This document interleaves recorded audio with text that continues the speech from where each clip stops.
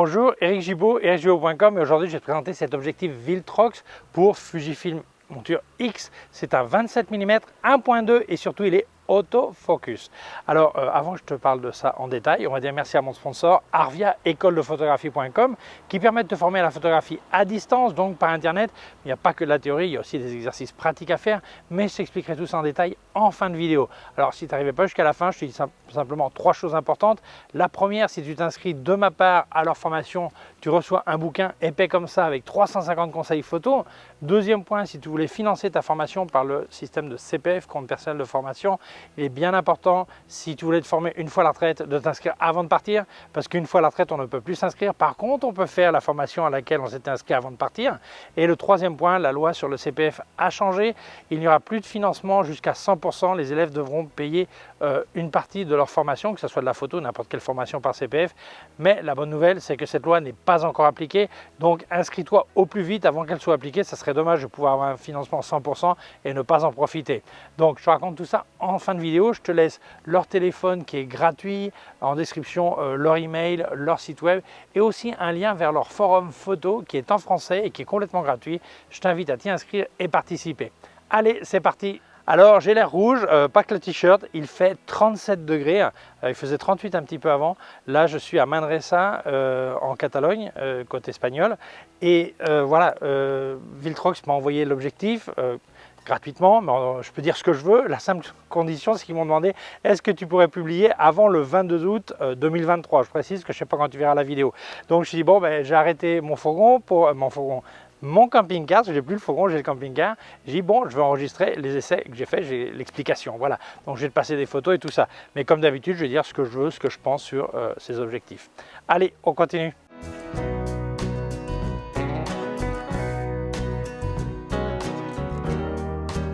Alors le premier truc que tu vas voir, c'est que c'est un objectif qui est grand. Alors j'ai enlevé le pare-soleil, qui est inclus d'ailleurs, ok.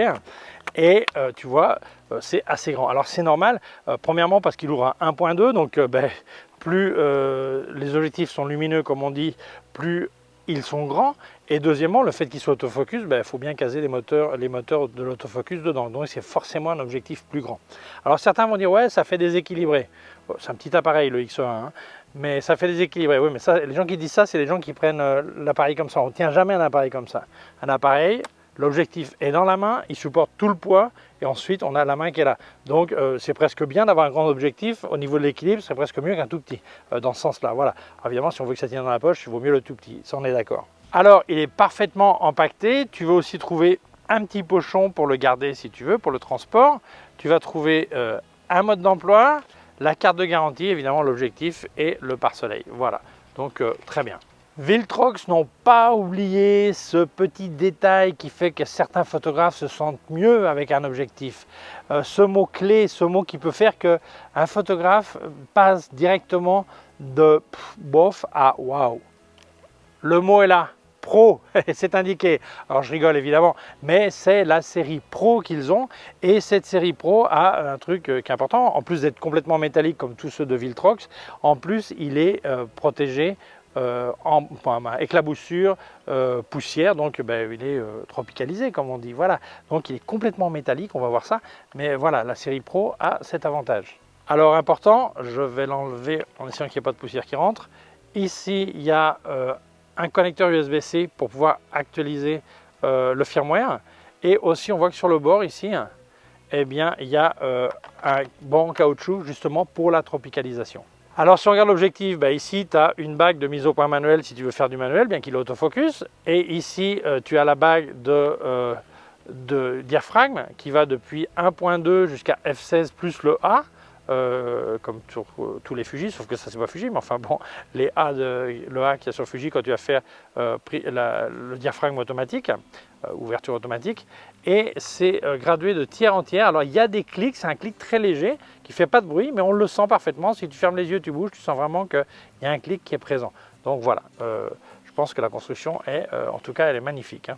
Alors, si jamais tu voulais me filer un coup de main et que tu allais acheter du matos, que ce soit vidéo, photo ou accessoire chez Digit Photo, eh bien, ça serait super. Comme à l'écran, là où ça marque code créateur, tu marques Jibo et ça me file un petit coup de main. Si tu as un code promo, il y a une case à côté pour code promo. Les deux sont complètement compatibles. D'ailleurs, si tu me suis sur mes réseaux sociaux, tu as vu que je publie régulièrement les codes promo qu'ils ont avec toutes les promotions qui sortent. Donc, profites-en. Tu me files un coup de main en mettant Jibo dans le code créateur et ton code promo de l'autre côté. Allez, continuons. Je te remercie énormément, ça m'aide. Continuons. Ballon technique, donc c'est un 27 mm 1.2 autofocus pour monture Fujifilm. J'espère qu'à l'avenir ils sortiront d'autres montures. Donc 27 mm sur cet appareil, ça donne un angle de 55,3 degrés. Et si on veut l'équivalent en full frame, ça sera environ entre 40,5 et 41 mm, l'angle qui est couvert si on comparait avec un full frame. Alors, la distance minimum de mise au point, c'est 28 cm. Ouais, ça pourrait être plus proche, mais enfin bon, c'est ok, je pense. Alors, 40 mm sur un full frame ou 27 ici, c'est pas un grand angle, hein, c'est un milieu de terrain, disons. Hein, ouais, un milieu de terrain, voilà. C'est très proche de l'angle de vue de l'humain, en fait. Quand tu tournes pas trop la tête, hein, quand tu regardes comme ça à peu près. Voilà, on dit souvent c'est 50, mais entre 40 et 50, c'est vers là. Voilà. La taille, bah oui, j'ai dit les grands, 92 mm de long sans le pare-soleil et 82 de diamètre. Le poids, bah oui, tout métal, 560 grammes, c'est pas léger. La taille du filtre reste raisonnable, c'est 67 mm, donc c'est quelque chose qui reste assez standard, c'est pas compliqué de trouver un filtre. Et si tu veux les informations techniques, les éléments, il y en a 15 éléments sur 11 groupes. Alors, il y en a plusieurs qui sont de basse dispersion, de machin, blablabla. Enfin, moi, je ne suis pas un expert en optique. Tout ça, je te laisse un lien en description d'où est-ce que tu peux l'acheter. Donc, il y a les informations, ça te dit tout ça. Voilà. Alors, la construction me semble excellente. Mais ce qui nous intéresse quand on parle d'un objectif, c'est la qualité optique. Eh bien moi j'étais très surpris. Moi je ne pensais pas du tout qu'à 1.2 il allait avoir cette qualité. De bord à bord, à 1.2 il est déjà pratiquement à la netteté maximum.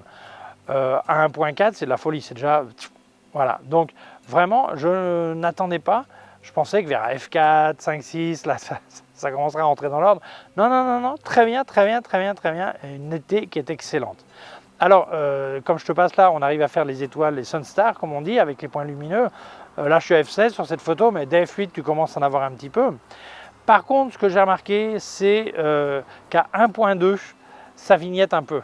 Alors, c'est pas trop, c'est-à-dire que c'est complètement réparable. Hein. En post-production, ça se corrige facilement. Mais oui, ça vignette à 1.2. À 2.8, c'est bon, c'est rentré dans l'ordre. Le flair est très bien contrôlé. Alors il y a des gens qui n'aiment pas le flair, il y en a qui adorent le flair, on ne peut pas satisfaire tout le monde là-dessus. Mais à 1.2, tu vas voir qu'il y a une légère perte de contraste, un léger voile, et bien c'est le flair qu'il a, voilà. Mais à 2.0, c'est déjà tout rentré dans l'ordre. Et un truc qui m'a surpris, c'est la distorsion, elle est vraiment absente. Là, le mur de briques, alors le mur n'est peut-être pas bien fait, hein, mais je te garantis qu'il y a vraiment très peu de distorsion. La qualité est vraiment très bien. Donc, au niveau optique, rien à redire. Alors, si tu es un de ces malades du bokeh, cette soupe dans la partie floue, voilà, regarde, tu vois, à 1.2, on ne peut pas se plaindre, c'est crémeux à souhait. Les fous du bokeh vont aimer, les points lumineux sont corrects. Je pense que c'est pas mal, voilà, pas de problème. Ça te plaît? Ouais? Ben voilà, c'est comme ça. Alors, à la grande différence d'autres objectifs Viltrox, sauf un, le 75 mm, il me semble, celui-ci est autofocus. Les autres sont manuels. Donc, la grande question, comment va l'autofocus? Premièrement, c'est des moteurs super silencieux et super rapides. Moi, quand on fait la mise au point, on n'entend que dalle, vraiment, où je suis sourd, mais un peu aussi, mais bon, non, on n'entend pas.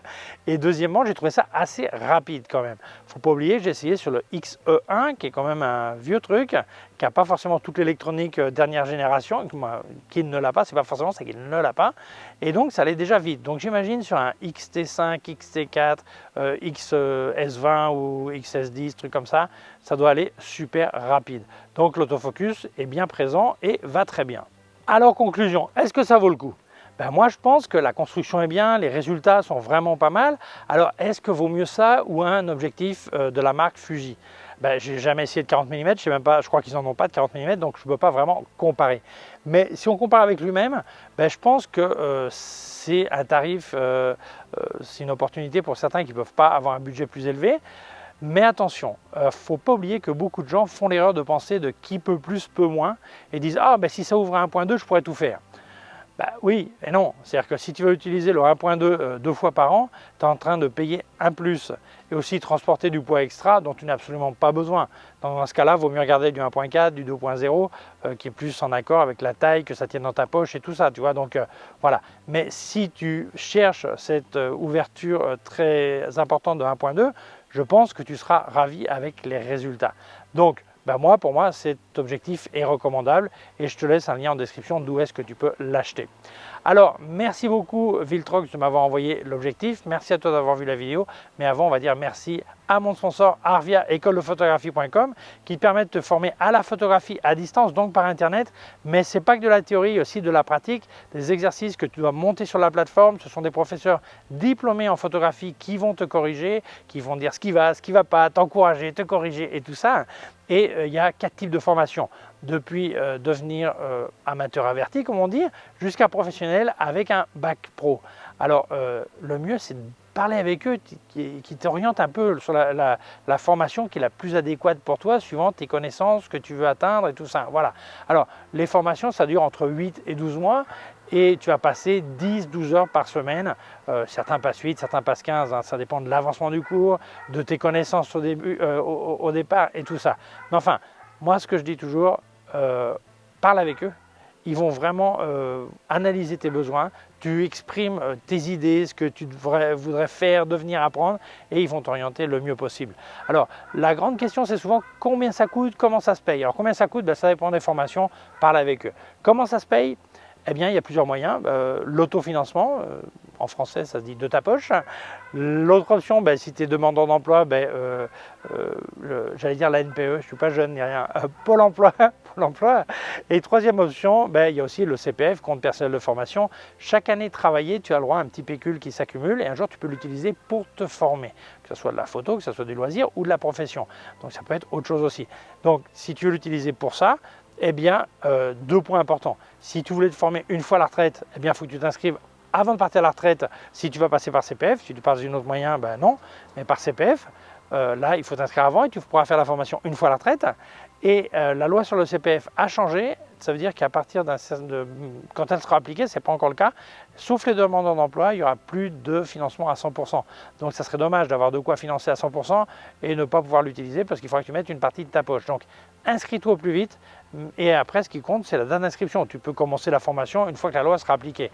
Ils ont au moins 1 an qu'ils doivent l'appliquer, on ne sait pas quand ça va être. Hein. Mais voilà, pour l'instant ce n'est pas encore fait, donc profites-en. Donc voilà, je te laisse leur contact, le téléphone qui est gratuit, le email, le site web et aussi je te laisse un lien vers leur forum photo qui est en français, qui est gratuit. Je t'invite à t'y inscrire et participer. Voilà, donc merci Arvia d'avoir sponsorisé ma vidéo, merci à toi de l'avoir vue. Si tu penses qu'elle peut intéresser d'autres personnes, je t'invite à la partager sur les réseaux sociaux. Si tu ne l'as pas encore fait, je t'invite à t'abonner à ma chaîne YouTube. Il y a un petit bouton par là, une clochette. Si tu appuies sur la clochette, tu recevras un avis quand je monte une nouvelle vidéo. Mon site web ericjuo.com/fr pour la version française. Mes cours de photographie en vidéo ericjuo.com/fr/cours en ligne. Si tu as une quelconque question, tu peux laisser un commentaire dessous. Je te laisse aussi des liens de mon matos chez Digit Photo. Donc, comme à l'écran, si tu achètes chez eux, ça serait vraiment sympa, oui, donc comme à l'écran, de marquer le code créateur, tu marques Gibo et ça me file une petite aide. Si tu as un code promo, souvent j'ai publié sur mes réseaux sociaux les codes promo, eh bien, tu peux aussi le mettre dans la case code promo, c'est complètement compatible. Donc, quoi d'autre? Je te laisse aussi des liens. Alors, je te remercie parce que ça m'aide vraiment. Et je te laisse aussi des liens de tout ce que j'ai testé de KF Concept, Sandmark et Flash Westcott. D'autres liens affiliés et aussi un lien vers mon compte PayPal au cas où tu voudrais faire un don. Merci beaucoup, prends soin de toi et à très bientôt. Ciao!